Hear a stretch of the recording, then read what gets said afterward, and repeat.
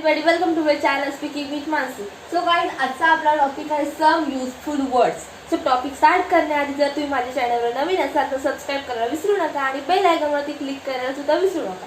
So let's start. आपला today's topic आहे some useful words. So असे काही शब्द आहेत, असे वर्ड्स आहेत की त्यांचे दोन मीनिंग असतात आणि खूपदा तुम्ही ते दोन मीनिंग कुठे यूज करायचे तुम्हाला कळत नसतं. सो आजच्या व्हिडिओमध्ये आपण ते कन्फ्युजन, ते डाऊट्स क्लिअर करणार आहोत. So let's see. First word आहे मध्ये. व्हॉट मध्ये? मध्येचे दोन वर्ड असतात, एक असतो इन, एक असतो into. What? In and into. So इनचं बघा कसं असतं, एखादी गोष्ट ऑलरेडी आतमध्ये आहे किंवा ऑलरेडी त्याच जागी स्थानिक आहे तर त्या गोष्टीला आपण इन ने यूज करायचं असतं. आणि एखादी गोष्ट, एखादा व्यक्ती, एखादा पर्सन बाहेरून आत येतो किंवा बाहेरून एखादी गोष्ट आत ठेवली जाते तेव्हा तिला वापरतात इनटू. व्हॉट? इनटू. सो इनचं एक्झाम्पल बघा, आधीपासून आत असल्यास काय वापरायचं असतं? In. So in. I was in office. मी ऑफिसमध्ये होतो. मी ऑलरेडी कुठे होतो? ऑफिसमध्ये होतो, म्हणून इथे काय वापरला? इन यूज केला. Then I live in Bhiwandi. मी कुठे राहते? भिवंडीमध्ये राहते. कारण मी ऑलरेडी खूप काही वर्षापासून मी कुठे राहत आहे? भिवंडीमध्ये राहत आहे, म्हणून इथे काय यूज केला? इन यूज केला. आणि इथे पण आय वॉज इन ऑफिस, इथे इन यूज केला. Then into. इनटू असा शब्द आहे, कशासाठी वापरला जातो? बाहेरून आत जाताना, एखादी गोष्ट बाहेरून आत ठेवताना आणि जाताना काय यूज केला जातो? इनटू. सो इनटू बघा कसं असतं. इनटूचं एक्झाम्पल दिलं आपल्याला, ही केम इनटू माय ऑफिस. तो माझ्या ऑफिसमध्ये आला. व्हॉट? आला. केम. केम हा सेकंड फॉर्म ऑफ वर्ब आहे. केम. ही केम इनटू माय ऑफिस. तो माझ्या ऑफिसमध्ये आला. इथे सुद्धा मध्येच यूज केला आहे अँड देन इथे सुद्धा मध्येच यूज केला आहे. परंतु तुम्हाला डिफरन्स दिसला असेल की हा ऑलरेडी ऑफिसमध्ये होता म्हणून इथे काय आला? मध्ये आला. आणि कोणीतरी नंतर ही केम इनटू माय ऑफिस, तो माझ्या ऑफिसमध्ये आला. कधी? नंतर आला, म्हणून इथे मध्येचा यूज इनटूने दर्शवला आहे. Then we went into the room. We went into the room. आम्ही रूम मध्ये पोहोचलो. पण पोहोचलो. वेंट हा गोचा फॉर्म आहे. गो, वेंट अँड गॉन, त्यातला हा सेकंड आहे वेंट. सो आम्ही रूम मध्ये पोहोचलो. तर ऑलरेडी आपण बाहेरून आत जात आहोत म्हणून इथे यूज केला आहे went, that is second form. आणि इनटू कशासाठी यूज केला? तर बाहेरून आत जाताना. सो नेक्स्ट सेंटेन्स और नेक्स्ट वर्ड, राहणे. राहणेला सुद्धा दोन वर्ड्स असतात, एक असतो लिव्ह और स्टे अँड एक रिमेन. सो तुम्ही खूपदा बघितलं असेल की लिव्ह हा यूज, लिव्ह आणि स्टे हा शब्द मी इथे राहतो, मी तिथे राहतो या शब्दासाठी यूज केला जातो. आणि रिमेन हा तुम्ही खूपदा यूज करत नसाल, परंतु रिमेन हा शब्द सुद्धा राहण्यासाठी यूज केला जातो. सो सी, लिव्ह और स्टे म्हणजे जीवन जगणे, हे सुद्धा राहणेच आहे. अँड रिमेन, रिमेन म्हणजे जसं आहे तसं, म्हणजे कुठलाही चेंजेस त्या गोष्टीमध्ये नाही, जसं आहे तसं. सो बघा, लिव्ह आणि स्टेचं एक्झाम्पल तुम्हाला सांगते मी. I live in Bhiwandi. मी कुठे राहते? भिवंडीमध्ये राहते. इथे इनचा यूज सुद्धा आपल्याला आला आहे. Then I leave. What? Leave. ती मी ऑलरेडी कुठे राहते? भिवंडीमध्ये राहते, म्हणून मी जीवन जगते त्या भिवंडीमध्ये, मी तिथे स्थानिक आहे, त्याच्यामुळे इथे लिव्हचा वापर केला. इथे आपण रिमेन नाही यूज करू शकत. आय रिमेन इन भिवंडी असं इथे यूज करू शकत नाही. देन सेकंड एक्झाम्पल बघा, नो बडी लिव्स देअर. तिकडे कोणीही राहत नाही. नो बडी म्हणजे कोणीही, कोणीही, कोणीही नाही किंवा कोणीही. तिकडे कोणीही नाही राहत. तिकडे कोणीही नाही राहत. तर इथे आपण रिमेन्स आपण यूज करू शकत नाही, म्हणून इथे काय यूज करायचं? Lives. Okay, lives. Then remain. रिमेनचं आपल्याला काय सांगितलंय? जसं आहे तसं. एखादी गोष्ट, एखादी व्यक्ती कशी जशी आहे तशी, एखादा सेंटेन्स जसा आहे तसा, त्याला रिमेनचा यूज करतात. सो इथे आपल्याला एक्झाम्पल दिलाय, food remains fresh in fridge. What? Food remains fresh in fridge. अन्न फ्रीजमध्ये जसं आहे तसं राहतं, म्हणजे खराब होत नाही. सो इथे आपण लिव्ह तर यूज नाही करू शकत. Food leaves fresh in fridge असं तुम्ही बोलू नाही शकत इथे. सो इथे यूज काय करायचा? Remains. Food remains fresh in fridge. What? Food remains fresh in fridge. Okay. Then I remain silent. मी शांतच राहील, म्हणजे मी इथे शांत, मी ऑलरेडी सायलेंट होती. मी ऑलरेडी कशी होती? सायलेंट होती, परंतु नंतर सुद्धा मी जशी आहे तशीच राहिली, माझ्यामध्ये काहीही चेंजेस झालं नाही.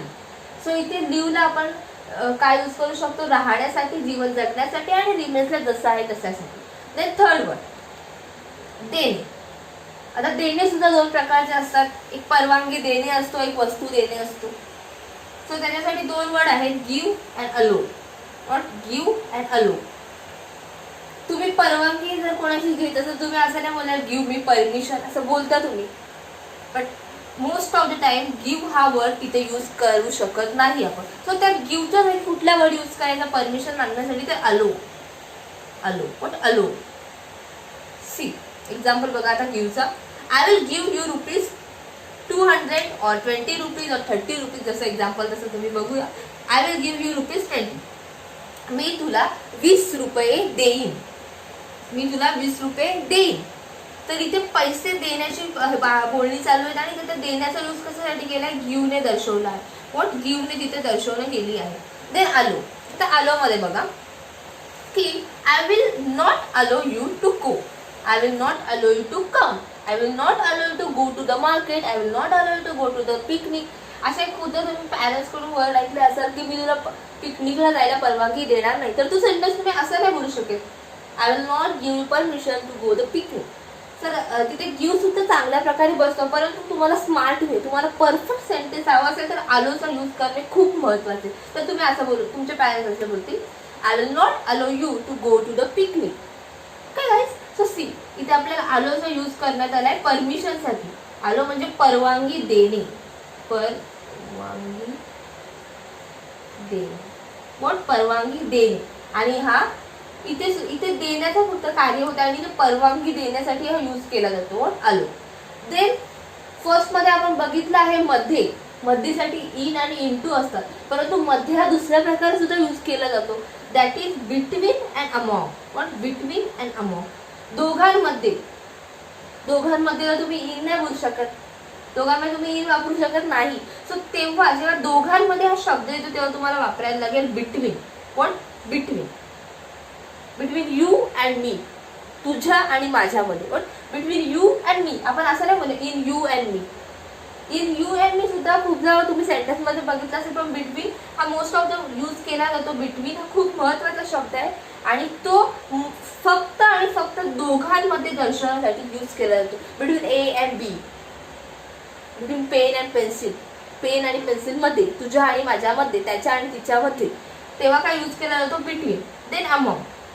अमॉंगचा यूज अनेकांमध्ये केला जातो.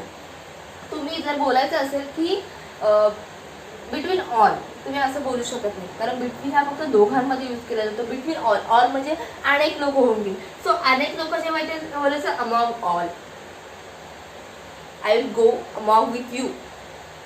I will go among with you. इथे ऑल वापरण्याची कायदा गरज नसते, कारण मी तुमच्या सर्वांमध्ये जाईन.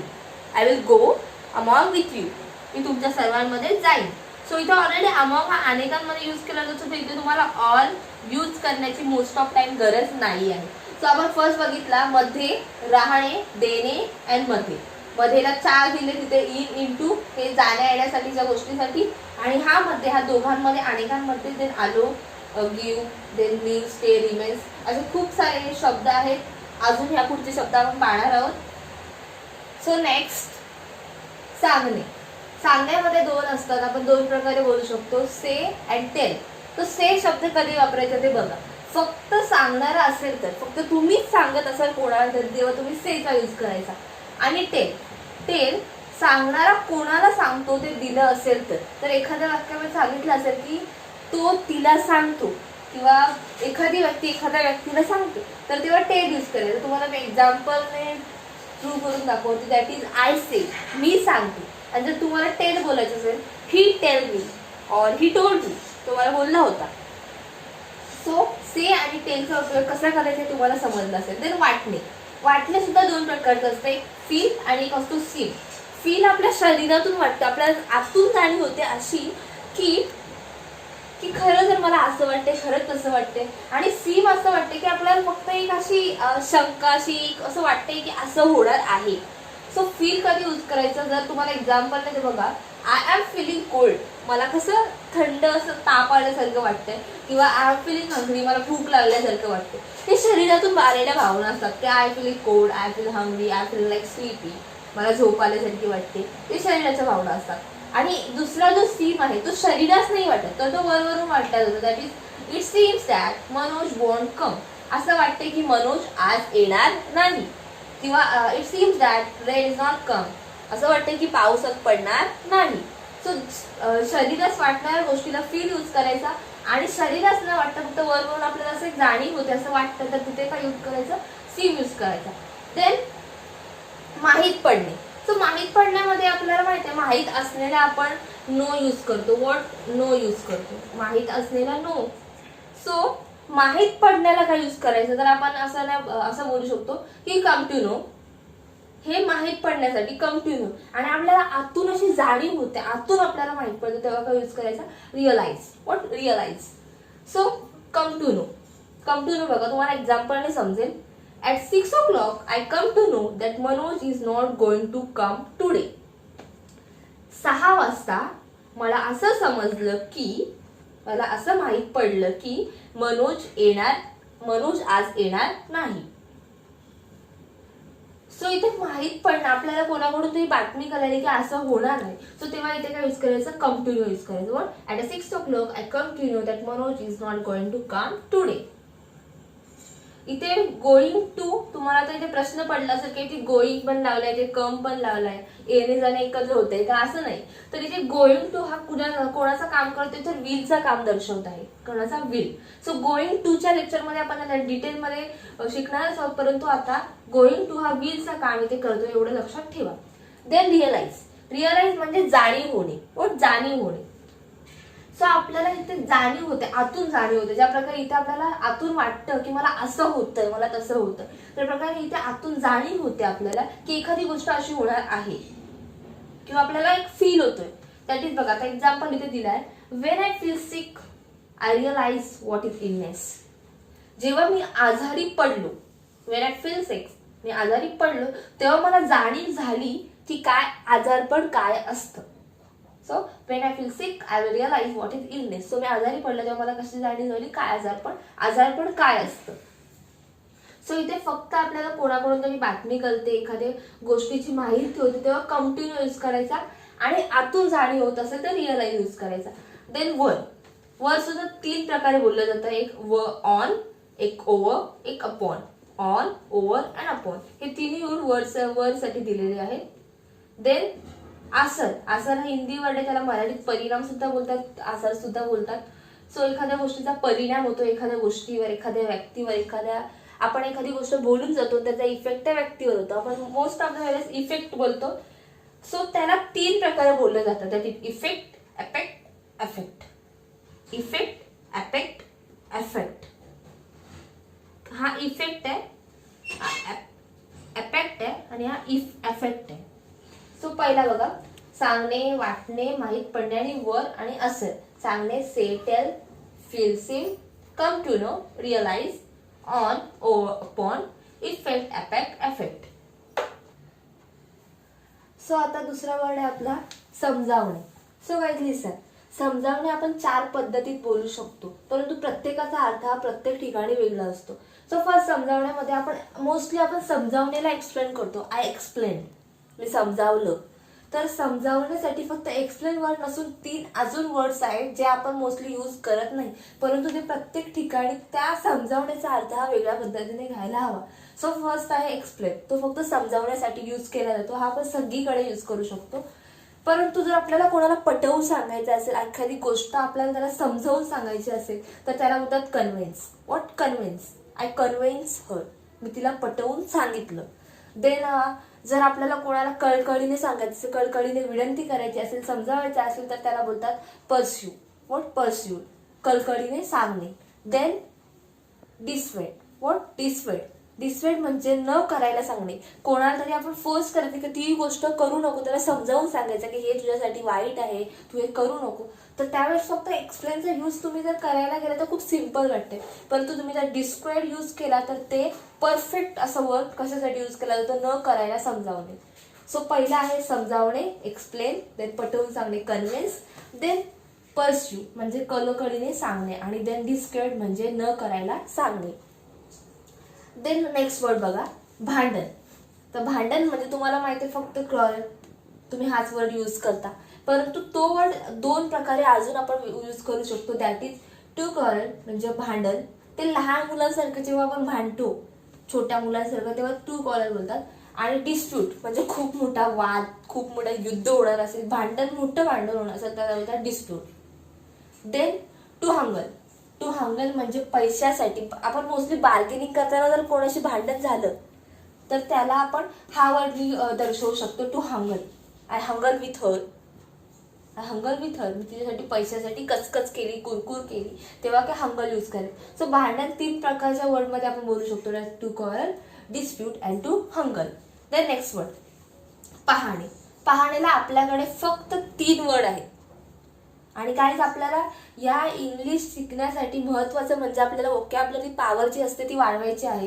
म्हणून तुमच्या स्पेशल वोकॅब्युलरी पॉवर वाढवण्यासाठी तुमच्याकडे टेन्सेस शिकण्याआधी तुमच्याकडे वर्ड पॉवर असायला हवी असं मला वाटतंय. म्हणून मी हा लेक्चर तुमच्यासाठी स्पेशली केला आहे. काहीच मला माहिती आहे की खूप मोठा लेक्चर आहे, परंतु तुम्हाला जर वोकॅब्युलरी पॉवर वाढवायची असेल तर खूप महत्त्वाचे शब्द आहेत की जे आपल्याला फक्त त्या शब्दाचे फक्त रिलेटेड 3 शब्द माहीत असतात, 3 किंवा 4, परंतु आपल्याकडे त्यापेक्षा 5-6 शब्दांचे एका शब्दाला वापरण्यासाठी जर वोकॅब्युलरी पॉवर असेल तर अर्थातच तुम्हाला टेन्सेस खूप इझी जाणार आहे. खूप इझी पार्ट आहे टेन्सेसचा, परंतु तुम्हाला त्या टेन्सेसकडे जाण्याआधी वोकॅब्युलरी पॉवर वाढवायला लागेल. त्यासाठी स्पेशली मी हा व्हिडिओ बनवलेला आहे. सो काही प्लीज कंटाळा करू नका, कारण खूप महत्त्वाचा असा पार्ट आहे. सो आता आपण वर्ड बघत होतो पहाणे. सो लिसन, पहाणे आपल्याकडे फक्त 3 वर्ड आहेत. आपण बोलतो सी, लुक अँड वॉच. आपण 3 word most of the time use करतो आणि 3च वर्ड आपल्याकडे असतात. हे 3 वर्ड तुम्हाला माहीत आहेत का नाही त्यात मला माहीत नाही, परंतु हे खूप महत्त्वाचे वर्ड आहेत जे पाहण्यासाठी सुद्धा यूज केले जातात. सो माझ्याकडे असे 6 वर्ड्स आहेत. दॅट इज सी, हा ॲज युजली तुम्हाला माहीत आहे पाहणे. देन लुक, लिटरली तुम्ही यूज करता, नजर टाकणे, एखाद्या गोष्टीवर नजर टाकणे.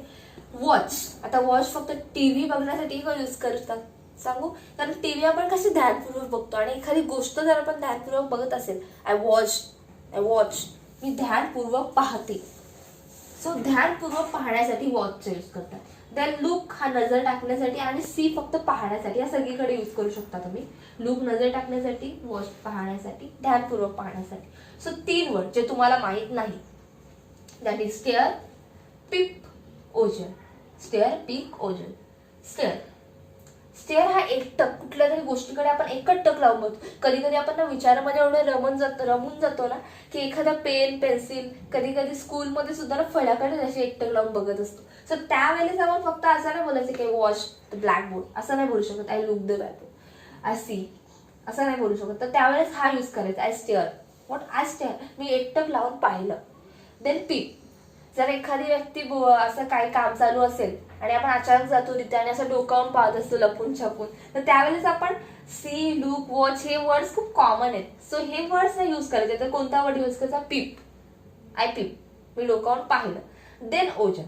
ओजन हा वर्ड आहे नजर, वाईट नजरेने पाहणे, एखाद्या गोष्टीकडे वाईट हेतूने बघण्यास काय बोलतात, ओजन. सो आपण पाहण्यासाठी किती 6 वर्ड आपण बघितलं. आपल्याकडे आता 6 वर्डची वोकॅब्युलरी पॉवर झाली.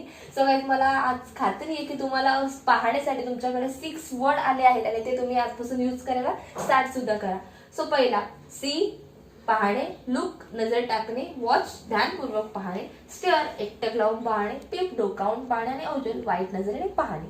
देन सोडणे. सो गाईज लिसन, सोडण्यासाठी तुमच्याकडे लिव्ह, रिलीज हे वर्ड असतात. आणि तुम्ही कधी डिस्चार्ज म्हटलं तर त्याला लिव्ह नाही बोला, डिस्चार्ज बोलता. सो हे 3 काही वर्ड्स आहेत, 3 या 4 तुमच्याकडे असतील, परंतु अजून वर्ड्स आहेत की जे तुम्हाला माहीत असून तुम्ही त्याचा युजेस करत नाही. सो लिसन गाईज, सोडण्यासाठी इथे 6 वर्ड्स आहेत. त्यातून काहीचे मी एक्झाम्पल लिहिले आहेत की जे एक्झाम्पल देणे खूप महत्त्वाचं होतं म्हणून मी एक्झाम्पल दिले. मोस्ट ऑफ यांचे एक्झाम्पल देणे खूप महत्त्वाचं नाही, कारण तुम्हाला फक्त समजलं तर तुम्ही त्याचा वापर करू शकता. सो सोडणे बघा, सोडण्याचे 6 वर्ड आहेत. लिव्ह, तर तुम्हाला लिटरली तुम्ही बोलता सोडून जाणे. So you leave me alone, मला एकटं सोडा. यू लिव्ह मी अलोन, तुम्हाला एकटं सोड. सो लिव्हचा यूज तुम्ही मोस्ट ऑफ टाइम करत असाल. आय लिव्ह, मी सोडलं. आय लेफ्ट सुद्धा सोडलं. लिव्ह, लेफ्ट हा त्याचा वर्ब फॉर्म आहेत, फर्स्ट, सेकंड अँड थर्ड. ते आपण बघूया नंतर. परंतु आता सध्या सोडून जाण्यासाठी leave, you leave me alone, तिथे मी तुम्हाला एक्झाम्पल दिलाय कारण हे समजणं खूप महत्वाचं आहे की लिव्ह शब्द मोस्ट ऑफ टाइम सोडून जाणे, एखादी गोष्ट सोडण्यासाठी यूज केला जातो. देन रिलीज, कैदेतून मुक्त करणे. ब्रिटिशांनी जसं आपल्याला मुक्ती, कैद्यातून मुक्त झालं आपण ब्रिटिशांच्या, तर we release, British release us. So ब्रिटिशांनी आपल्याला कैदेतून काय केलं, मुक्त केलं. सैनिक त्यासाठी खूप धाव केली, त्यांनी खूप प्राणांची आहुती दिली. सो रिलीज त्यावेळेस यूज करायचं ज्यावेळेस एखादी गोष्ट, एखादा व्यक्ती कैदेतून मुक्त होतो. काही तर तुम्हाला आता माहितच असेल, ते एक्सप्लेन करण्याची मला काही गरज नाही वाटत आहे. सो कैदेतून मुक्त करणे, मुक्त होण्याला रिलीज हा वापर करतात. देन स्पेअर, स्पेअर हा फक्त माफ करण्यासाठी यूज केला जातो. माफ करण्यासाठी. तर इथे एक्झाम्पल मी तुम्हाला, खूप इंटरेस्टिंग एक्झाम्पल आहे. हा वाक्य तुम्ही खूपदा बोलत असाल, परंतु स्पेअरचा यूज तुम्ही कधी केला नसाल, तुम्ही लिव्हचाच यूज केला असेल. सो बघा, the God won't spare anybody. देव कोणालाही सोडणार नाही, कोणालाही सोडणार नाही. सो तुम्ही इथे लिव्हचा यूज केला असेल, the God won't leave anybody असं तुम्ही बोलला असेल मोस्ट ऑफ द टाइम. परंतु आज खूप इंटरेस्टिंग वर्ड तुम्हाला भेटला असेल, that is spare. What is माफ करणे.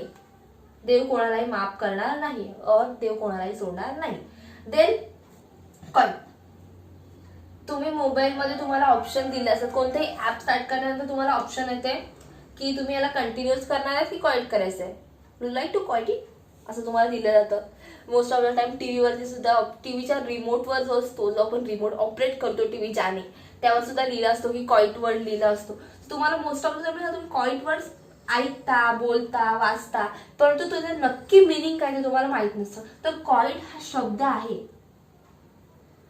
क्वाइट हा शब्द आहे, तो सोडून जाण्यासाठी वापरला जातो. तुम्ही एखाद्या गोष्टीतून तुम्ही अलिप्त होत आहात, तुम्हाला ते एखादी गोष्ट सोडायची असेल, तेव्हा काय यूज करायचं, क्वाइट. सो क्वाइट बघा, त्याचा एक्झाम्पल दिलाय, I will quite a office after a month. इथे मी अ आणि वन लिहिलाय कारण अ म्हणजे एक, वन म्हणजे सुद्धा एक. तुम्ही असं बोलू शकता, I will quite a office after a month, I will quite a office after 1 month असंही बोलू शकतो. मी एका महिन्यानंतर ऑफिस सोडणार आहे. सो एखादी गोष्टीपासून अलिप्त होणे, कायमचं अलिप्त होणे, तेव्हा काय बोलतात, क्वाइट यूज करा. देन तुम्हाला माहिती की केज म्हणजे पिंजरा असतो. पिंजराला तुम्हाला माहिती असेल, पोपटाचा पिंजरा असतो. सो काय लिहिचं, इथे अनकेज दिलाय, मी कॉट अनकेज. तुम्ही वर्ड ऐकलं असेल की अनकम्फर्टेबल, कम्फर्टेबल, अनकम्फर्टेबल. सो त्याच प्रकारे सुद्धा हा केज आहे, दॅट इज अनकेज. केज, पिंजऱ्यातून मुक्त होणे. पण पिंजऱ्यातून मुक्त होण्यासाठी तुम्हाला एक्झाम्पल देण्याची काही गरज नाहीये, कारण पिंजऱ्यातून मुक्त होणे हा पिंजऱ्यासाठीच वापरला जातो, हा दुसऱ्याकडे तुम्ही वापरू शकत नाही. सो इथे एक्झाम्पलची गरज नाही. पोपट्या पिंजऱ्यातून जसा सुटतो तसा, त्या तिथे तुम्ही यूज करू शकता. देन डिस्चार्ज, हा खूप कॉमन वर्ड आहे. तुम्ही मोस्ट ऑफ द टाइम जेव्हा हॉस्पिटलमधून तुम्हाला डिस्चार्ज भेटतो, कोणाला तुमच्या फॅमिली मेंबरला डिस्चार्ज भेटतो, तर तुम्ही बोलत असता की डिस्चार्ज भेटला, आज डिस्चार्ज देणार आहे.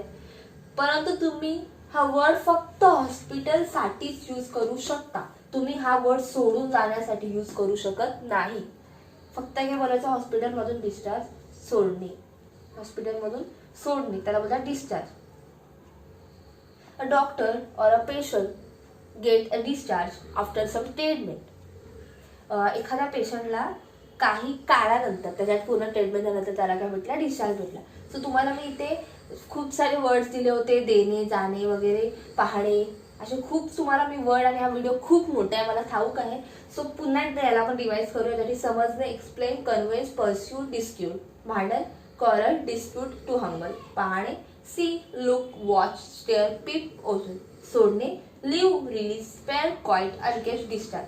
सो गाईज, आजच्या व्हिडिओमध्ये तुमची वोकॅब्युलरी पॉवर तर वाढलीच आहे, आणि त्याचप्रकारे मला सुद्धा खूप मजा आली आज व्हिडिओ घेताना.